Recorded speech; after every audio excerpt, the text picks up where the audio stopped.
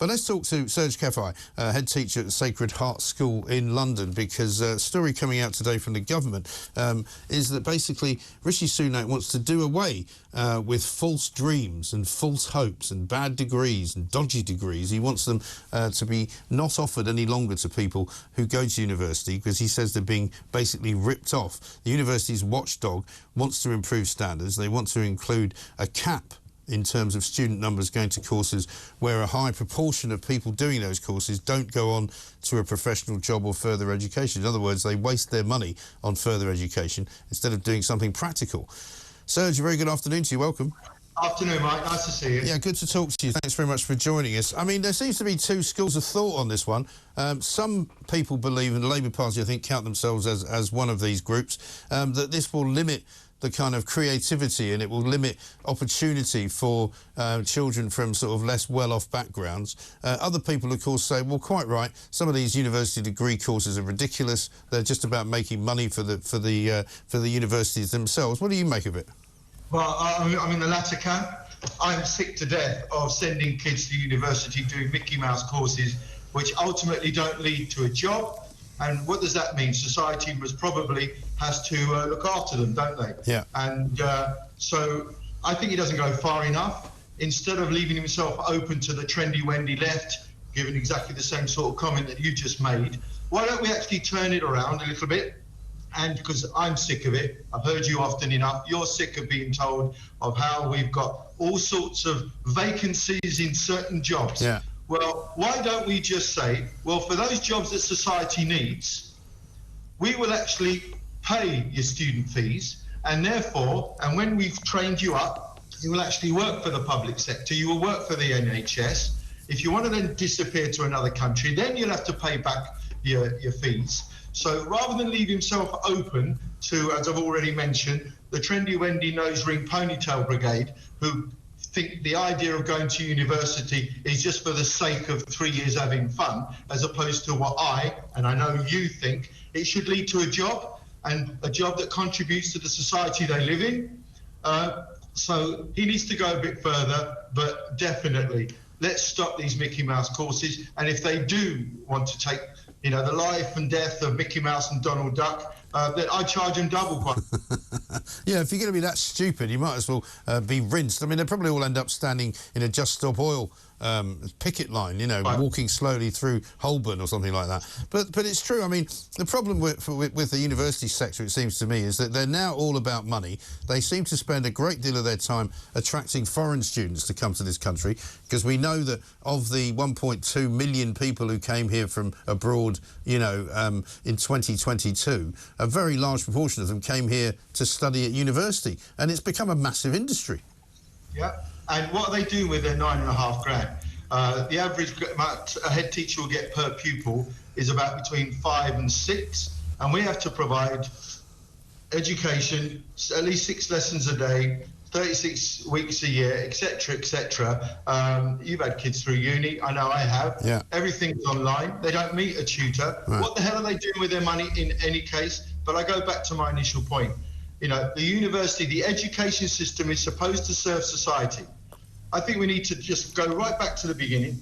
Let's get all employers in a great big room, if there's one big enough, and let's ask them, what do you want, what skills do you want taught for the future employers? What sort of things do you want taught? And let's, if necessary, let's look at the curriculums. Let's give society what it needs. I just go back to the point where it's supposed to lead to a job, Mike.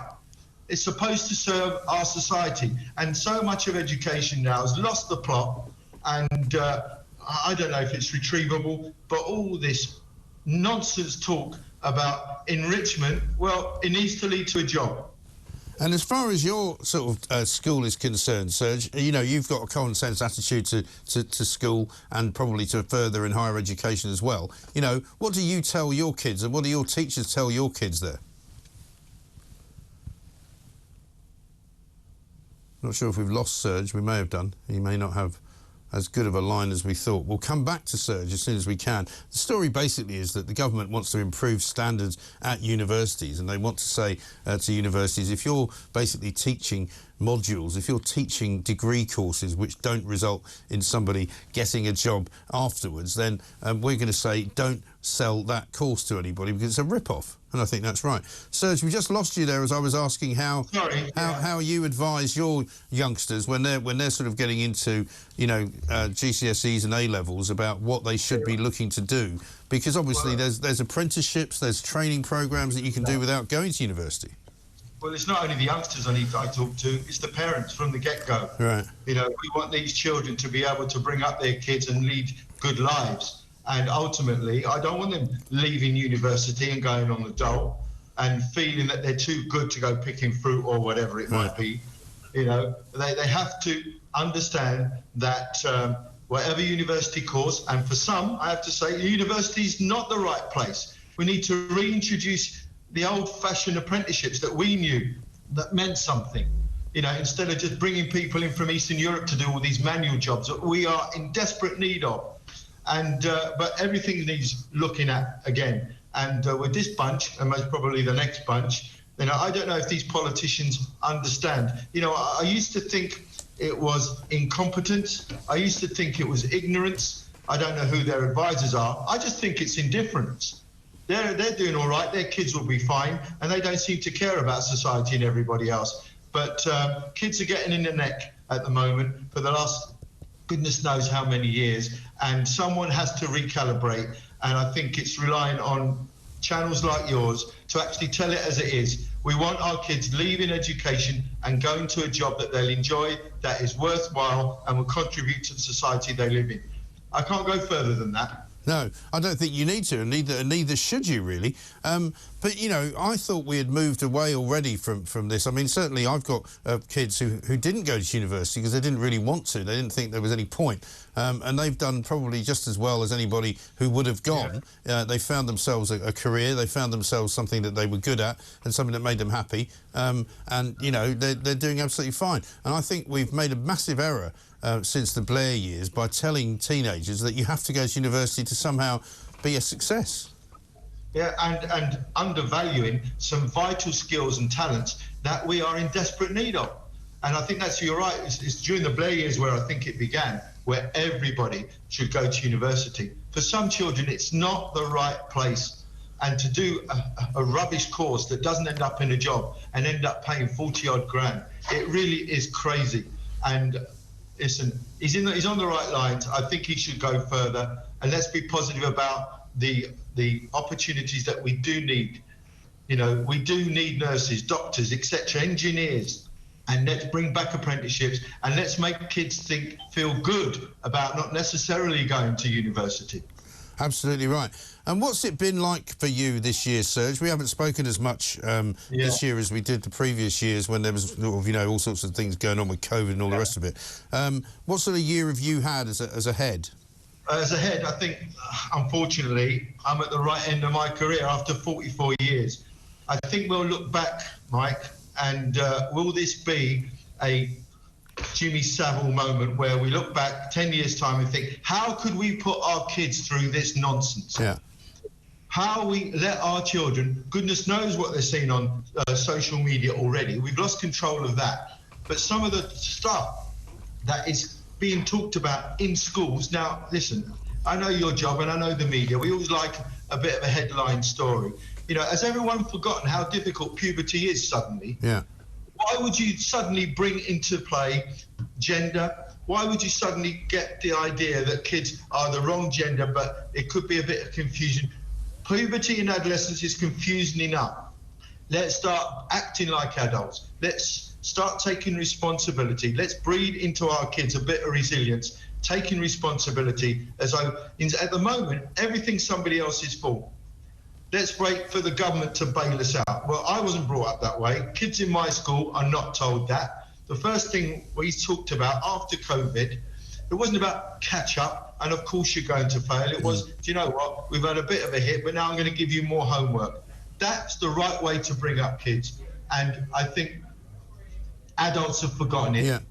Well, there's a reason why you don't let kids self-determine everything that they do, because they don't know what they're doing. And there's nothing wrong with saying that, because they don't have the life skills to deal with most of what they're having to decide about when they're living up to the age of 16 or 18. And your job as a parent or a teacher is to help to guide them, isn't it? Well, where are the adults here? And let's talk about the parents, because no one ever likes to talk about parental responsibility. Yeah. Let's just look at the schools and everything else. And don't worry, I've dealt with my own number of dodgy teachers and dodgy head teachers. I'm pleased to say I've got rid of most of them. But where's the parental responsibility here? They can't even take their phones off them, for goodness sake, when they know they're up to nonsense.